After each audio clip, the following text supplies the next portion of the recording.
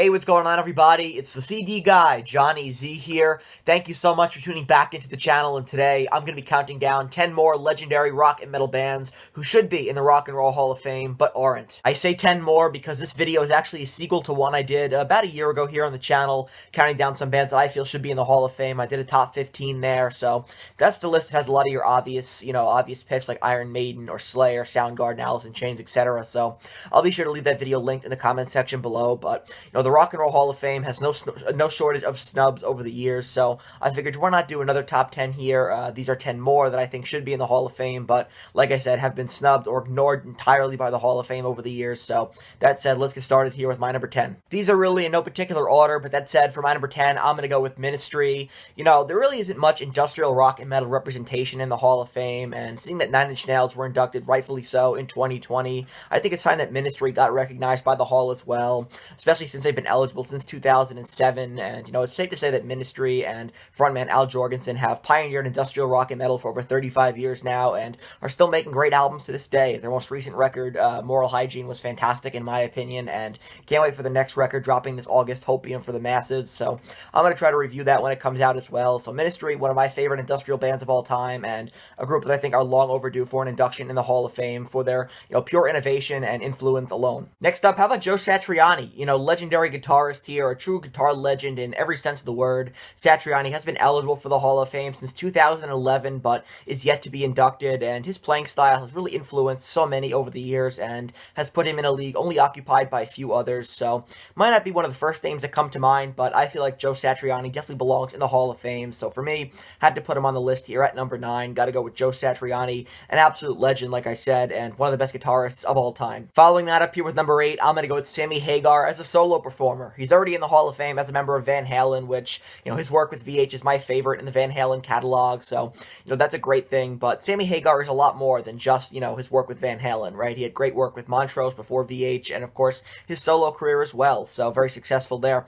I think Hagar is definitely one of the best voices in rock history, and belongs in the Hall as a solo performer, in addition to already being in as a member of Van Halen. Just one of the best and most recognizable voices in all of rock, and somebody who, should not be limited to just his work in Van Halen, because he had a great career outside of VH as well. Coming in at number 7, I'm going to go with the Smashing Pumpkins, and even though Billy Corgan has been a bit dismissive of the Hall in the past, it's safe to say that Smashing Pumpkins are one of the biggest omissions from the Hall of Fame, from the alternative rock genre, and like a lot of the other entries here on this list, Smashing Pumpkins were highly influential and definitely one of those unique bands of the 90s in my opinion, and since have accumulated 3 platinum records as well as 1 diamond as well, so they're a band that I think are far overdue for an induction in the Hall of Fame, even though, like I said before, Billy Corgan has been a bit dismissive of the Hall of Fame in the past. I definitely think the Smashing Pumpkins are a group that should be in the Hall of Fame and have the right, amount of mainstream appeal, where I feel like they're the perfect inductee for the Rock and Roll Hall of Fame if they choose to, let them in at some point, but, for whatever reason, they're not currently inducted into the Hall of Fame, even though they've been eligible now for a while.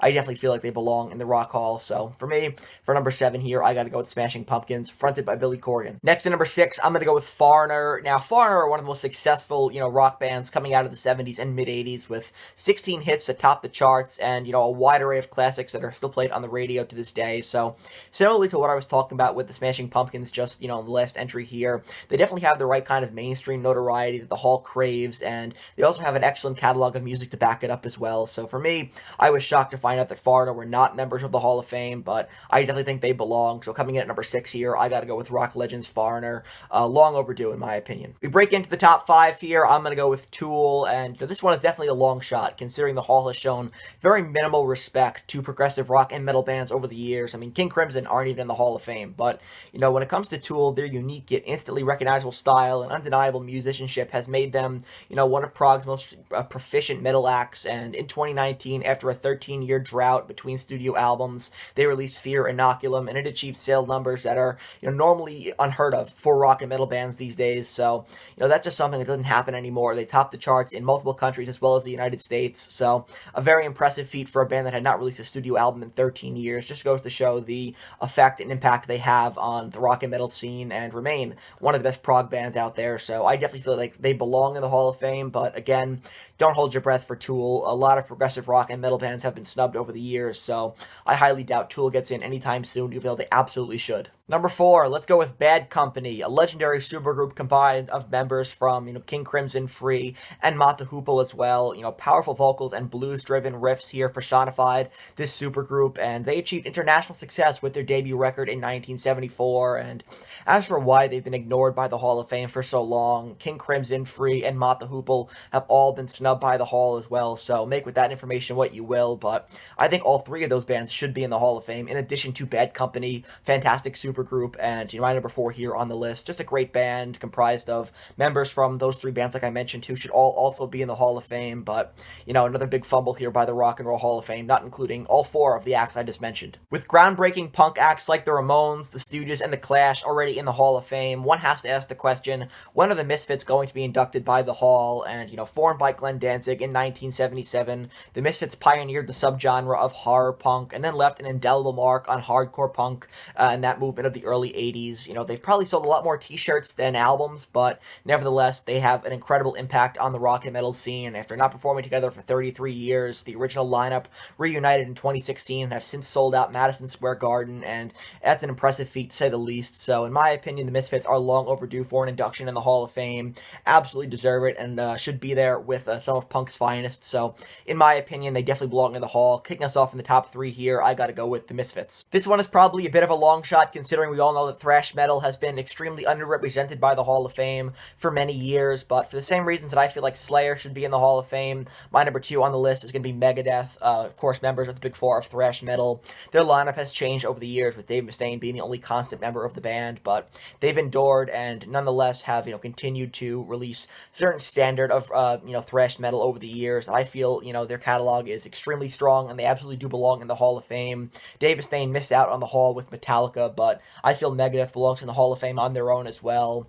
They left a huge impact on thrash metal and just metal in general, right? Of course, Dave Mustaine, one of the best guitarists of all time, right? An amazing riff writer, and when it comes to what lineup of the band to put into the Hall of Fame, there have been many different lineup changes in Megadeth over the years, but I think you have to go with the classic lineup, right? The Rust in Peace lineup here of Dave Mustaine, David Ellefson, Nick Menza, and Marty Friedman. Even though I highly doubt we're ever going to see David Ellefson and Dave Mustaine perform live together again, but definitely belong in the Hall of Fame, and I think they definitely belong there alongside Metallica. So for me, for the same reasons, like I said in the first video here that I did about a year ago, that's linked in the comment section below, about Slayer and how Slayer belong in the Hall of Fame, I think Megadeth belong in the Hall of Fame as well. A great impact on thrash metal, and over the years have always upheld a certain level of musicianship that I feel is worthy of an induction. And finally, coming in at number 1, the most shocking omission on this list, in my opinion. I cannot believe that Whitesnake are not in the Rock and Roll Hall of Fame already. Fronted by David Coverdale, the band have evolved over the years, first more of a British blues band, and then evolving to,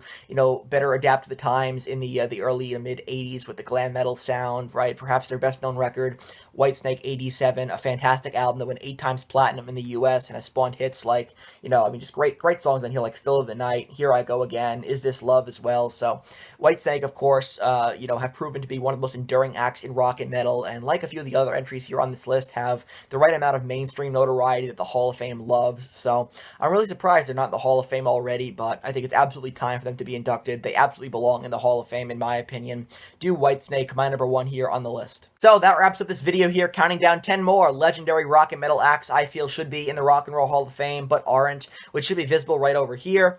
If you enjoyed this video, please give it a thumbs up, subscribe to the channel down below, turn on the bell for notifications so you never miss a new upload, and let me know down in the comment section below what are some other great rock and metal bands you feel belong in the Hall of Fame. I want to hear your opinions in the comment section below, so let me know all that good stuff. And until next time, it's the CD guy, Johnny Z, signing off. Take care, everybody.